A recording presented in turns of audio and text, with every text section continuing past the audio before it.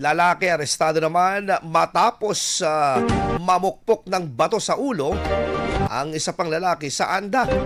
Para sa detalye ng balitang yan, kasama natin Idol Jam Victorio. 104.7 IFM. Report!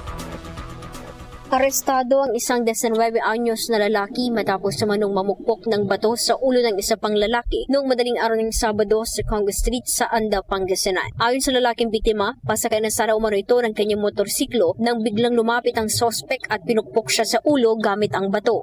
Naisugod agad ang biktima sa paggamutan habang tumakas naman ang sospek matapos ang insidente. Kalaunan, natunto ng mga kapulisan ng sospek at na-recover din ang batong ginamit nito. Kasalukuyang nakapiit ang sospek sa himpilan ng pulisya habang inihahanda ang kaukulang kaso laban rito. Patuloy pang iniimbestigahan ng kapulisan ang motibo ng sospek sa insidente. Kasama mo mula dito sa IFM Dagupan. Ito si Idol Jam Victorio. Tatak IFM. IFM News. IFM News. IFM News.